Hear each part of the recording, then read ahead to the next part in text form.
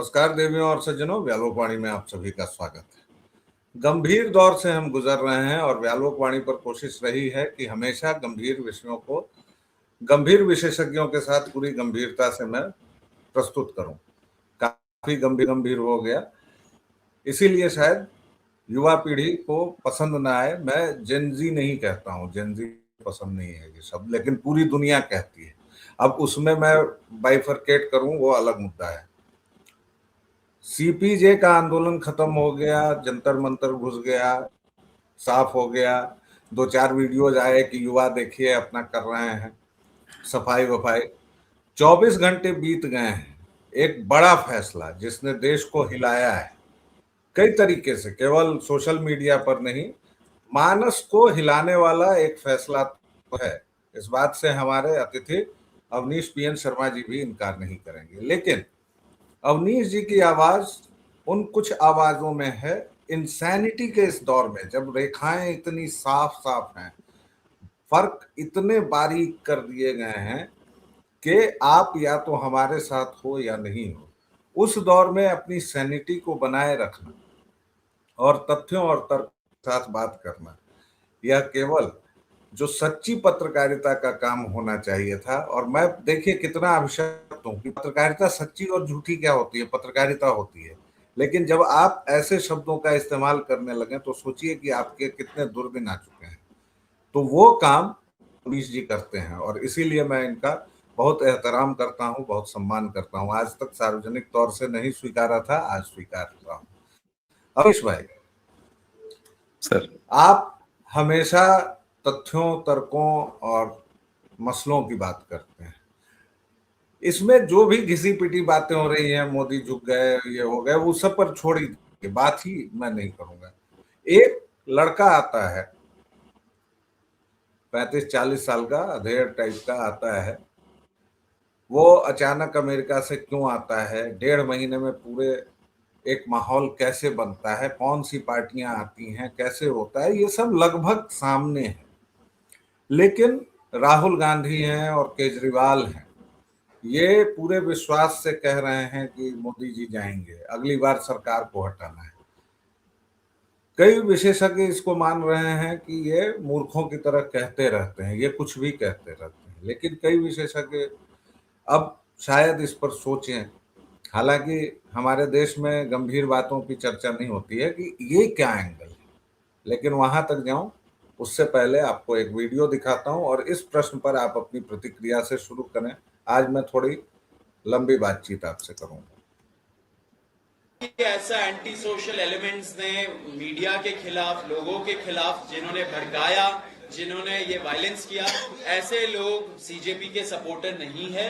ये anti social elements घुसाए गए। हम लोग ऐसे एक्शंस के लिए हम लोग उनको करते हैं। बिल्कुल नहीं मानना चाहिए कोई भी वायलेंस का इस मूवमेंट में या कोई दूसरे मूवमेंट में और इस देश में कोई स्पेस नहीं है। ये हम लोग क्लियर कर देना चाहिए। Sir, over to you.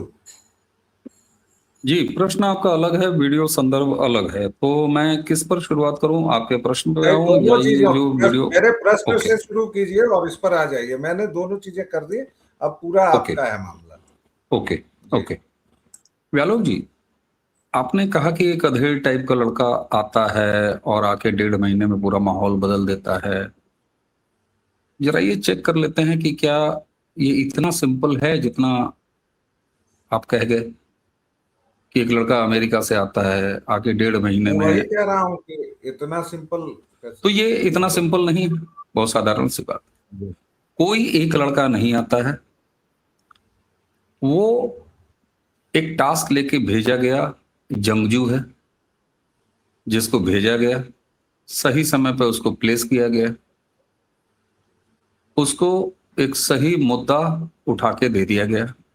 और आप ध्यान दीजिए, अब तक इस देश में ये दूसरा ऐसा है जिसमें वो पर्व, राष्ट्रीय पर्व मनाने का मौका मिला है कि मोदी झुक गए, मोदी झुक गए, मोदी झुक गए। इससे पहले किसान बड़ा इमोशनल वर्ड है, शब्द बड़ा इमोशनल है। अन्नदाता, अन्नदाता, अन्नदाता, और वाकई वो अन्नदाता है। तो वो सेंटिमेंट जो किसान का इस देश में है, किसानी के लिए जो है उसका इस्तेमाल करने का प्रयास किया गया और उसको एक बड़ा फलक मिला और उतना दबाव भी क्रिएट हुआ कि आप कह सकते हैं कि मोदी झुक गए। क्योंकि मोदी झुक गए इसलिए कि भाई वो कोई बिल लेके आए और उनको बिल को वापस लेना पड़ा, तो इसको झुकना ही कहेंगे। भैया तो कह दीजिए कि वापस ले लिया, लेकिन आजकल इतने से होता नहीं है। अल्ट्रा, प्रो, मैक्स इस टाइप के चीजों का जमाना है। तो मोदी झुक गया, मोदी लेट गया, पैरों में गिर गया, तो वहां लौट गया, ये सब आप कह सकते हैं। चलिए, ये भाषाई दरिद्रता है वैसे, इसके अलावा और कुछ नहीं। लेकिन आप देखिए क्या क्या पदार्थ उसमें मौजूद थे और ये जो अभी हुआ है सीजेपी के नाम पर, इसमें क्या क्या पदार्थ हैं। एक भी पदार्थ अलग नहीं है। फॉरेन एलिमेंट इसमें है, उसमें भी था। एक भावुक शब्द किसान उसमें था, इसमें एक अलग लेवल का भाव जिससे आप भी रिलेट कर जाएंगे, मैं भी रिलेट कर जाऊंगा, कोई भी रिलेट कर जाएगा, वो है स्टूडेंट। भाई बोल सकने वाला, समझ सकने वाला, केजी का, नर्सरी का बच्चा, वो भी छात्र है, वो भी कनेक्ट कर जाएगा और अपनी आखिरी उम्र के पड़ाव पर पड़े हुए जो व्यक्ति हैं वो भी जुड़ जाएंगे।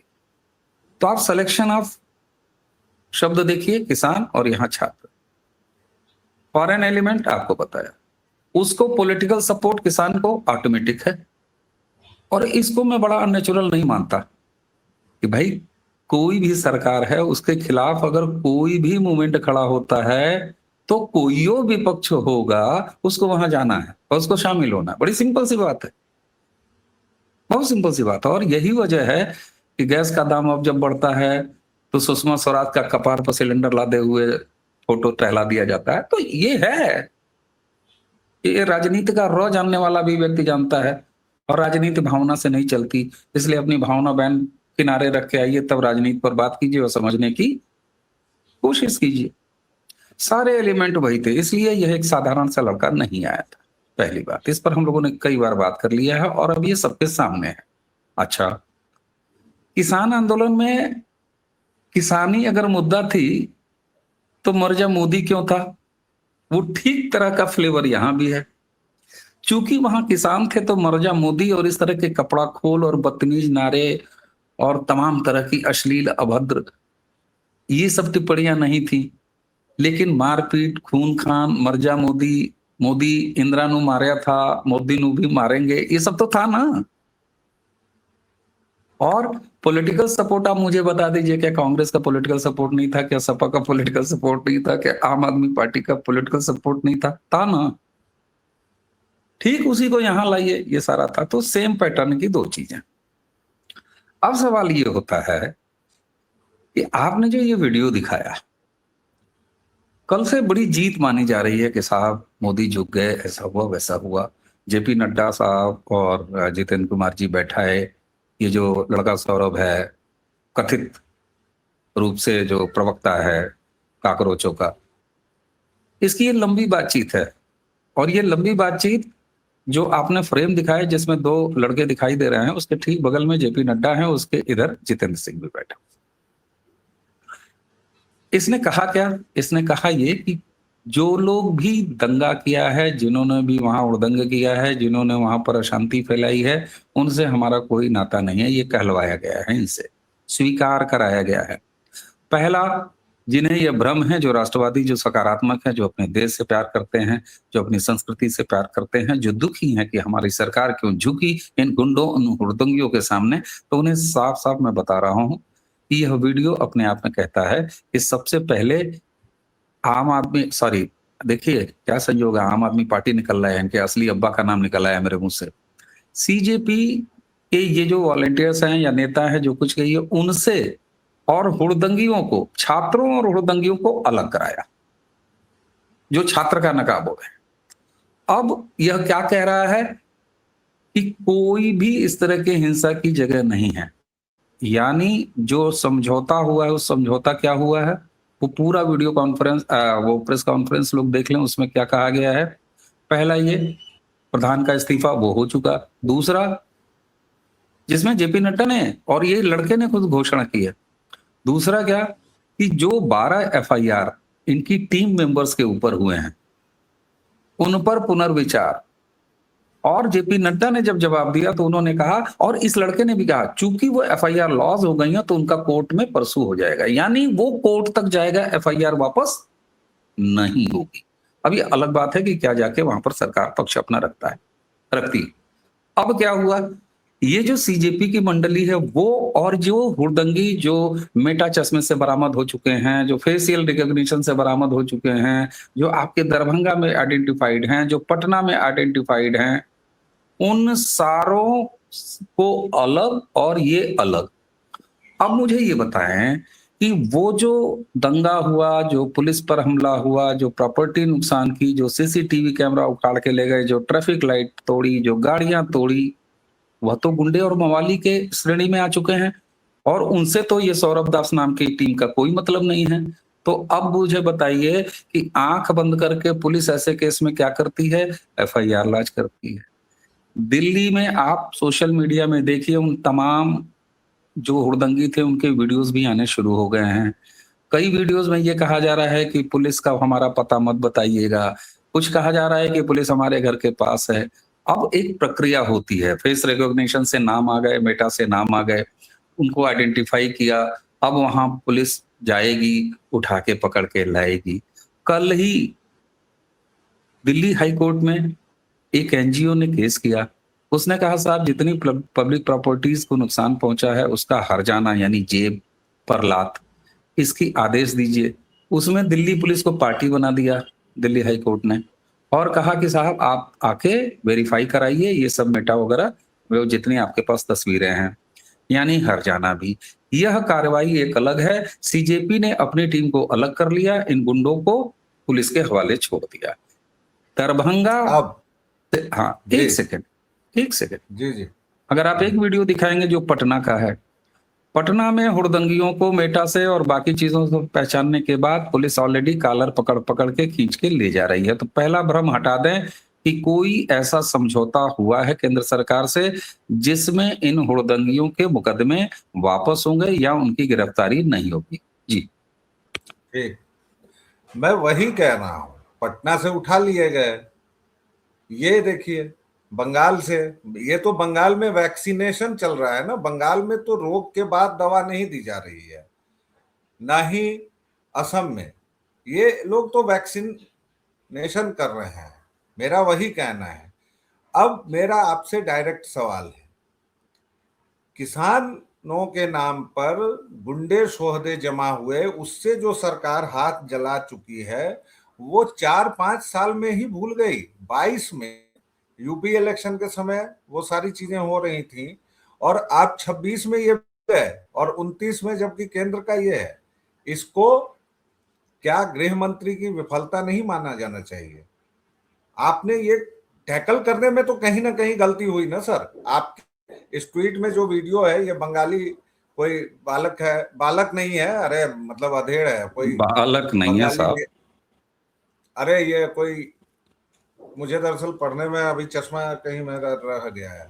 तो खैर आप इसकी व्याख्या कर देंगे, इसको जो गिरफ्तार कर ये शौमिक चटर्जी, इसका नाम शौमिक चटर्जी है, ये कम्युनिस्ट कार्डर है, और इसने फ्राइडे को सिगरेट से प्रधानमंत्री किया एक पोस्टर वो जलाया और जला के सोशल मीडिया में पोस्ट किया, और सैटरडे को शुभेंदु अधिकारी की पुलिस, जो बगल में तस्वीर आपको दिखाई दे रही है इसी व्यक्ति की है, इसको गिरफ्तार कर लिया गया। पहला, पटना में उठाए जा रहे हैं। दूसरा जी जी, बस अब इसी संदर्भ में हमारा सवाल था जी, ओवर टू। बिल्कुल, देखिए ना आप गृह मंत्रालय के प्रवक्ता हैं बेलोग जी, न मैं हूं, लेकिन एक राजनीतिक विश्लेषक के नाते अगर विश्लेषण करें तो अगर सरफेस पे जो दिखाई दे रहा है उसके आधार पर प्रधानमंत्री विफल है, गृह मंत्री विफल है, पूरी सरकार विफल।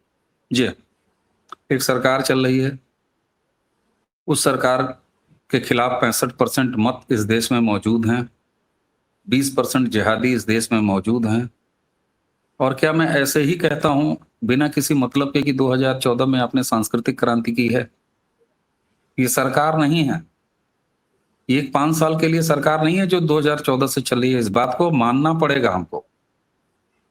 ये वो नहीं है कि एक सरकार आई एक सरकार चली गई, इस सरकार का मतलब भारतीय जनता पार्टी नाम की एक पार्टी के नेता नरेंद्र मोदी की सरकार नहीं है। ये मात्र इतना नहीं है, इसलिए इसे जरा दूसरे तरीके से देखना पड़ेगा। आप जिसे किसान कहते थे वो किसान नहीं थे, आज जिन्हें छात्र कहा जा रहा है वो छात्र नहीं है। कल को एक और आंदोलन खड़ा होगा किसी और नाम पर, वो नहीं होंगे जो वो दिख रहे होंगे। कारण यह है कि भारत में राष्ट्रवाद की सरकार है, सनातन के संवर्धन को सपोर्ट करने वाली सरकार है। एक ऐसी पार्टी की सरकार 2014 में आई है और तीसरी बार रिपीट करने की औकात तक पहुंच चुकी है, जिसने राम मंदिर 370 दो सांसदों के समय से अपने चुनावी घोषणा पत्र में लिख लिख के चुनाव लड़ती रही, हारती रही, लड़ती रही, हारती रही। इसलिए इसे भारत में कोई इस तरह के 5 साल की एक सरकार आ गई इस रूप में मत देखिए, और ना देखने की जरूरत तो मैं तो नहीं देखता। क्योंकि मुझे जो तस्वीर दिखाई देती है कि वेस्ट बंगाल में भारतीय जनता पार्टी की सरकार आती है और ट्रंप नाम का एक व्यक्ति जो अमेरिका का राष्ट्रपति है, वो भारत के एक प्रधानमंत्री को, जो भगवा वेश धारण से लेके अपने हिंदू सनातनी आइडेंटिटी को जीता है, न सिर्फ जीता है केवल कपड़ा पहन के, इतना ही नहीं करता, वो राम मंदिर बनते हुए हमारे पीढ़ी को दिखाता है, वो कॉरिडोर दिखाता है, बाबा विश्वनाथ का कॉरिडोर दिखाता है, वो दक्षिण के सुदूर मंदिरों में, भव्य मंदिरों में अपनी सनातनी वेशभूषा में जाता है, पूजा करता है, वो महाकुंभ में डुबकी लगाता है। ये उसी देश का प्रधानमंत्री है जहां संसाधनों पर पहला हक मुसलमानों का कहने वाला एक दूसरे सिख धर्म का प्रधानमंत्री था, जो कि एक वेटिकन की लेडी 10 जनपद से गवर्न होता था। इस मायने में अगर देखेंगे तो ये कल्चरल रेवोल्यूशन है। इसलिए आप इसे केंद्र सरकार की विफलता, मैं आपको बताऊं, प्रधानमंत्री के शब्दों पर ध्यान दीजिए, गृहमंत्री के शब्दों पर ध्यान दीजिए। सरकार से ज्यादा राष्ट्र आवश्यक है, और राष्ट्र के लिए झुकना, लेट जाना बहुत जरूरी है। नरेंद्र मोदी को मैं धन्यवाद दूंगा कि उन्होंने अपने पर्सनल ईगो से इसको नहीं जोड़ा। ठीक, धन्यवाद देंगे। और चलते चलते आपको 2 वीडियो दिखाएंगे और इसके संदर्भ में आपसे कंक्लूजन।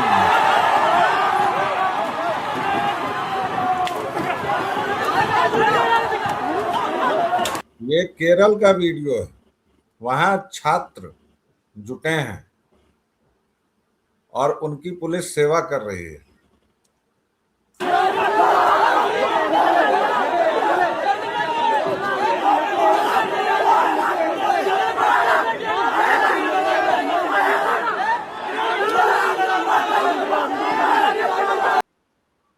ये केरल है सर, केरल में ऐसा हो रहा है। और एक पंजाब की भी आपको वीडियो दिखा देते हैं। जी।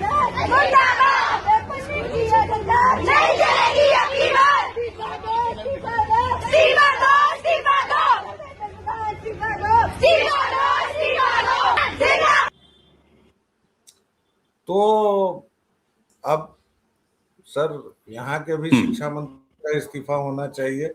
भाई केंद्र में तो शिक्षा मंत्री का हो गया, तो कम से कम पंजाब और केरल में तो बिल्कुल होना चाहिए। आपके कंक्लूडिंग विचार सर। बिल्कुल सर, सबसे पहले तो आपकी बात से सहमति, केरल के भी शिक्षा मंत्री का इस्तीफा होना चाहिए। पंजाब में भी 1 साल में कुल 6 पेपर लीक हो चुके हैं, वहां के भी शिक्षा मंत्री का इस्तीफा होना चाहिए, बिल्कुल होना चाहिए। इस्तीफा दो, बच्चों के साथ हैं। अब सवाल दूसरा होता है इसी वीडियो के जरिए। अब इस वीडियो में केरल का जो आपने दिखाया है, बच्चों को मारा जा रहा है। जंतर मंतर पर गुंडे हुड़दंगियों को जब पुलिस ने ट्वीट किया तो संसद वाले गुंडे राहुल गांधी का क्या रिएक्शन था? बच्चों को मारा जा रहा है। मैं पूछता हूं केरल वाले राहुल गांधी से, इन बच्चों को केरल पुलिस को क्यों मार रही है और तुम्हारी सरकार की पुलिस क्यों मार रही है? ये जवाब तमाम चवन्नी के इन्फ्लुएंसर्स जो यहां कूद रहे थे वो कब पूछेंगे? वो इकोसिस्टम कब पूछेगा? अब राष्ट्रवादियों के पास यह अवसर है कि सोशल मीडिया के जिस भी प्लेटफॉर्म पे हो वहां ये वीडियो डालें और ये सवाल पूछें और खुद विवेचन करें कि क्या ये सिर्फ छात्र थे। अगर छात्र थे और छात्रों के हित के लिए वो नंगी पुंगी लड़कियां, वो बदतमीज लौंडे और ये 2 कौड़ी के कंटेंट क्रिएटर्स 2-2 हजार रुपए 4-4 हजार रुपए के बयाने पे घूम रहे थे, तो केरल की यात्रा ये कब कर रहे हैं, पंजाब की यात्रा ये कब कर रहे हैं। इसलिए मैं आपको धन्यवाद और साधुवाद दूंगा कि आपने ये 2 आईने रख दिए इसी वीडियो में। और एक एंगल और है, ये स्वतः स्फूर्त आंदोलन है क्या? अगर स्वतः स्फूर्त है तो मैं ताली बजाता हूं। मैं तो चुटकुला समझ के हंस रहा हूं। अच्छा चुटकुला। वाह रे मेरे बच्चों, कमाल कर दिया। जेपी के छात्र आंदोलन के बाद अवनीश बेन शर्मा को निहाल कर दिया। अरे ये तो तुकबंदी बन गई। आपने शेयर कर दिया सर। लेकिन अगर ये कांटे से कांटा निकालने की कवायद है तो मुझे चरम सुख की प्राप्ति हो रही है। साथ में मैं इन बच्चों के अधिकार के लिए खड़ा हूं। इसलिए अब जो ये कहते हैं कि मोदी झुकते हैं, मोदी झुक गए, उन्हें ये समझना चाहिए कि ये खेल कितना बड़ा है और इसे किन किन तरीकों से लड़ा जाना आवश्यक है। अंत में एक आधे लाइन की बात, ऐसे में हमारी आपकी भूमिका क्या होती है? आप लगातार हमसे जब से बात कर रहे हैं, चाहे प्रारब्ध पर चाहे यहाँ, हम सभी की चिंता है कि ये कौन सी संततियां हैं, कि इनके माँ बाप ने कौन सा संस्कार दिया है।